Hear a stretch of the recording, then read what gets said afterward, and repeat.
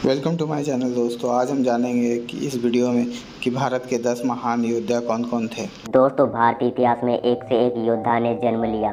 कुछ अच्छे कामों के लिए याद किया जाता है तो कुछ बुरे कामों के लिए याद किया जाता है, जिन्होंने अपनी शक्ति के बल पर समाज को बदल कर रख दिया। इनमें से कुछ धर्म के मार्ग पर चले तो कुछ अधर्म के मार्ग पर। तो दोस्तों, आज के वीडियो में 10 महान योद्धा देवताओं के बारे में बताएंगे। नंबर 10 में है देवराज इंद्र, जिसके पास कई तरह के अस्त्र और शस्त्र थे, लेकिन उनमें से सबसे शक्तिशाली अस्त्र था वज्र। भगवान इंद्र ने ब्रह्मा से आत्मज्ञान की शिक्षा लेकर खुद को शक्तिशाली और अजर अमर बना लिया था। नंबर 9 में है राजा बलि, जो कि असुरों का राजा बलि का चर्चा पुराणों में भी बहुत होती है। राजा बलि अपार शक्तियों का स्वामी था। राजा बलि दान पुण्य करने में कभी भी पीछे नहीं रहता था, लेकिन उसको अपने शक्तियों पर बहुत ज़्यादा घमंड था और वो खुद को ईश्वर के समक्ष मानता था और वो देवताओं का घोर विरोधी था। भारतीय और हिंदू इतिहास में राजा बलि की कहानी सबसे महत्वपूर्ण मानी जाती है। इसके बाद एक नए युग की शुरुआत होती है। हालांकि राजा बलि फिर भी महान और शक्तिशाली है। नंबर 8 परशुराम, जो कि महादेव से शिक्षा ली थी, वहीं से उन्हें शस्त्रों में फरसा और अस्त्रों में दिव्य धनुष मिला था। इसके अलावा उसके पास श्री हरि का दिया हुआ सुदर्शन चक्र भी था।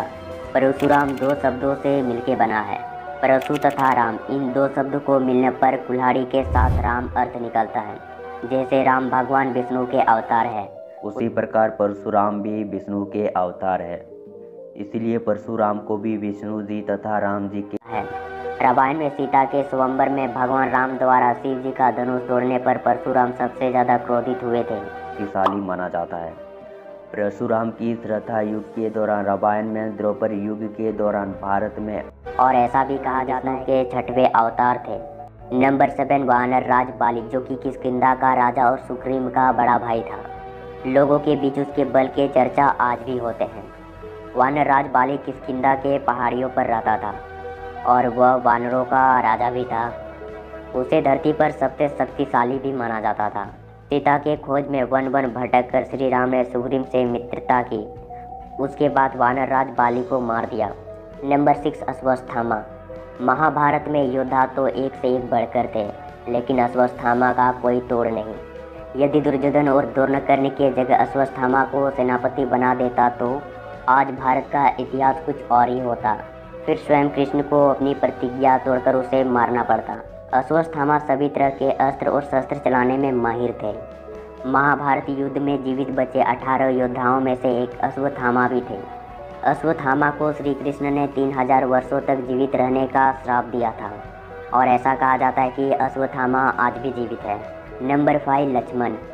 प्रभु श्री राम की भाई लक्ष्मण की गिनती श्रेष्ठ धनुर्धरों में की जाती है। वे भगवान राम के छोटे भाई थे। उनकी पत्नी उर्मिला थी, जो कि सीता की छोटी बहन थी। इन दोनों भाइयों राम लक्ष्मण में अपार प्रेम था। उन्होंने राम सीता के साथ 14 वर्ष तक वनवास भोगा। नंबर 4 कार्तिकेय। भगवान शिव के पुत्र कार्तिकेय ने कई युद्धों का संचालन किया। शिव के दूसरे पुत्र कार्तिकेय को सुब्रमण्य, मुरुगन और सकंद भी कहा जाता है। उन्होंने तारकासुर का वध किया था। कार्तिकेय की पूजा खासकर दक्षिण भारत में ही होती है। नंबर 3 हनुमान जी। उन्होंने मेघनाथ, कुंभकर्ण, रावण, इंद्र और यहाँ तक कि स्वयं श्री राम को भी सफलतापूर्वक बराबरी से सामना किया। कलयुग में भाव सागर को पार लगाने वाले 2 ही नाम, चाहे कृष्ण कहो या राम। रामदूत हनुमान जी इन दोनों का ही सेवक थे। ये 2 नहीं, असल में एक ही है। हनुमान जी को बलशाली में सर्वश्रेष्ठ माना गया है। नंबर 2 प्रभु श्री राम जी।